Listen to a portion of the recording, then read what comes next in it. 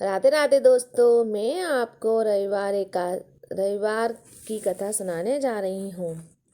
प्राचीन काल में एक बुढ़िया रहती थी। वह नियमित रूप से रविवार का व्रत करती थी।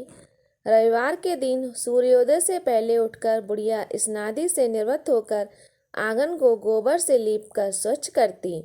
उसके बाद सूर्य भगवान की पूजा करते हुए रविवार व्रत कथा सुनकर सूर्य भगवान का भोग लगाकर दिन में एक समय भोजन करती। सूर्य भगवान की अनुकंपा से बुढ़िया को किसी प्रकार की चिंता एवं कष्ट नहीं था। धीरे धीरे उसका घर धन धान से भर रहा था। उस दिन बुढ़िया की खुशी होते हुए देखकर उसकी पड़ोसन उससे जलने लगी।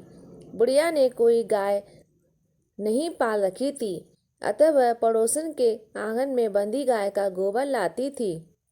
पड़ोसन ने कुछ सोचकर अपनी गाय को घर के भीतर बांध दिया। रविवार को गोबर न मिलने से बुढ़िया अपना आंगन नहीं लीप सकी।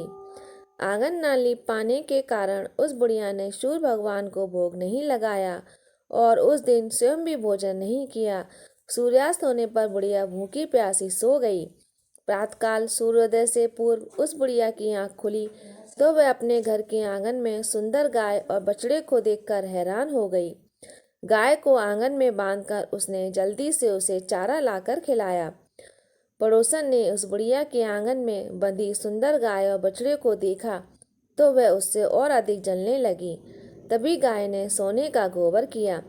गोबर को देखते ही पड़ोसन की आंखें फट गईं। पड़ोसन ने उस बुढ़िया को आसपास न पाकर तुरंत उस गोबर को उठाया और अपने घर ले गई तथा अपनी गाय का गोबर वहां रखाई। सोने के गोबर से पड़ोसन कुछ ही दिनों में धनवान हो गई। गाय प्रतिदिन सूर्योदय से पूर्व सोने का गोबर किया करती थी और बुढ़िया के उठने से पहले पड़ोसन उस गोबर को उठाकर ले जाती थी। बहुत दिनों तक बुढ़िया को सोने के गोबर के बारे में कुछ पता ही नहीं चला। बुढ़िया पहले की तरह हर रविवार को भगवान सूर्यदेव का व्रत करती रही और कथा सुनती रही। लेकिन सूर्य भगवान को जब पड़ोसन की चालाकी का पता चला तो उन्होंने तेज आंधी चलाई। आंधी का प्रकोप देखकर बुढ़िया ने गाय को घर के भीतर बांध दिया। सुबह उठकर बुढ़िया ने सोने का गोबर देखा, उसे बहुत आश्चर्य हुआ। उस दिन के बाद बुढ़िया गाय को घर के भीतर बांधने लगी। सोने के गोबर से बुढ़िया कुछ ही दिन में बहुत धनी हो गई। उस बुढ़िया के धनी होने से पड़ोसन बुरी तरह जल भुनकर राख हो गई और उसने अपने पति को समझा बुझाकर उसे नगर के राजा के पास भेज दिया। सुंदर गाय को देखकर राजा बहुत खुश हुआ। सुबह जब राजा ने सोने का गोबर देखा तो उसके आश्चर्य का ठिकाना ना रहा।